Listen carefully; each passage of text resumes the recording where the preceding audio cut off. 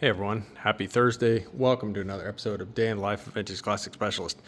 Had the shop mostly to myself today, so let's talk about what I did. I am just really having a good time working on this car, and I've got a lot of momentum. So yet again, I pretty much worked on this car all day. I promised to the owner over there I will work on his bus at least a little bit this week. And then Rafa and I, he actually stopped by earlier. We were talking. I think we're both going to work on this bus next week. So this thing is going to start getting some serious progress here soon, I promise. But in the meantime, again, just had a lot of momentum and I'm just really enjoying this build. So I kept building. So why don't we take a look and see what I did? So, if you saw the thumbnail, you already know this. Went ahead and got the engine compartment here all ready. Already done, I guess, as far as ready to receive its engine, which we won't be putting in for a while. However, I went ahead and installed the engine sound mat. So this is the sound mat that Wolfsburg West sells. This kit is so nice. I love this kit. The fit of it is so good. The material is just awesome. It goes in. You got to take your time. It's a little fidgety to install, but just it fits really, really well. So if anyone does it, take your time. And yeah, the only thing you have to do in advance of installing it is figure out where your wires are going to come through and then poke some holes in it. So this is sort of the engine wiring harness here. And then you've got the license plate light here.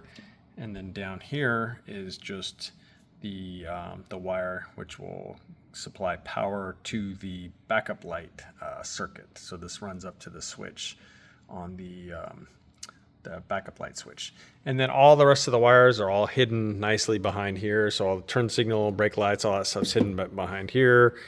Likewise on this side. And then sort of the main harness runs back across under here. And so, yeah, it just looks super clean. So I always really enjoy this because it's one of those things that when you're done, it just looks so nice that it's very satisfying. Especially, on a car like this where areas of the car that are going to be covered, we haven't bothered doing a lot of like paint prep and stuff. So the firewall was kind of ugly, and so I'm always very happy to cover those ugly areas so that only the new interior, or in this case sound deadening here shows, and then you see all the nice paint and stuff. So always happy to cover those ugly areas that we don't do full paint and body on. And it's a good option as far as saving the customer some money, because no one will literally ever see what's underneath there. So it's definitely a reasonable place to save a pretty decent amount of money.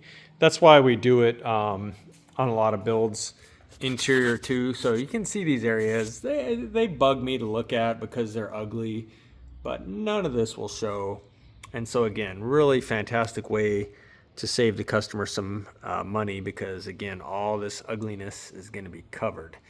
And then of course the areas that are going to show, like the sills and stuff like that, we paint those and they all look amazing. Up underneath the dash looks incredible, all that stuff. But yeah, any area that's getting upholstery on it or whatever, yeah, not worth it. So there you go. But anyway, engine compartment done.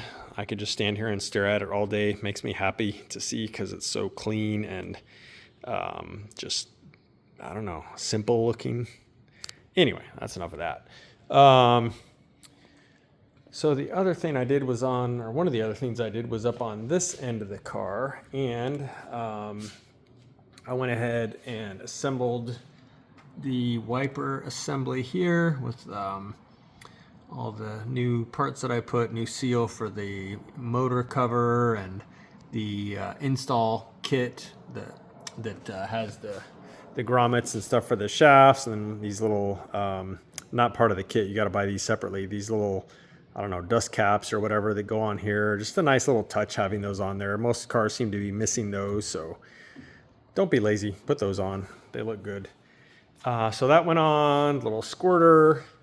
And then I also went ahead and routed all of the defroster hoses. So on these cars, starting in 66, there's one or more defrosters kind of in the middle. And so the hoses that you see running there and there kind of snake around up underneath there. You can see them, and they run to supply some defroster air to their central hole right there. And then of course the other ones supply these defrosters that are in the middle. So yeah, they started putting some more in the middle here in 66. And I guess it helped. I think it was an improvement because anyone who's driven an older VW knows that the defrosters work kind of, if the heat system and stuff is working, but they only really blew air here in the corners. And so those of you that have driven one with the windshield fogged up and use the defrosters know that you have this like area about this big here that's actually defrosted. So you end up driving with your head kind of like over here trying to see out this little defrosted area. Or like most people that drive these, you just keep like a rag or a towel in there, and then periodically you wipe the inside of the window. So yeah, anyone who's had one of these before, you know the routine. So yeah, but anyway, I think adding those was an improvement. But of course, as usual, everything they added complexity. So now we've got all these hoses running all over the place. But anyway, so installed all that stuff, installed the hoses, installed the wiper mechanism itself, which is all freshly restored, looking good. And then I went ahead and wired it up. What else did I do? The other thing I did, or one of the other things I did, was I went ahead and installed his pedal assembly, which is also fully restored. And previously I'd kind of painted the area of the body around there just because a little bit of that could show around the carpet there. So go ahead and clean that all up and paint it. And very happy with how that's looking. I still need to get the pads and stuff for it, but it's in. The clutch is hooked up, and brake push rod is hooked up. All that stuff's there. Clutch or throttle cable rather is hooked up. So yeah, it's all hooked up. It's all in for real.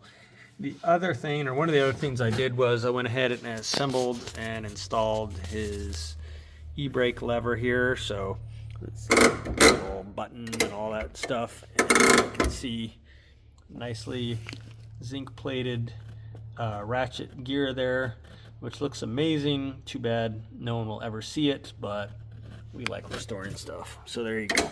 And then zinc plated this top plate here. This is of course all powder coated. His original button was really nice and everything, so I just cleaned all that stuff up and reused it.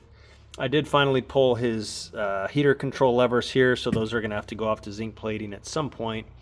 No huge hurry for that because we can install those later anytime. Trying to think what else. I took some of his stuff to powder coating today. His gear shift lever.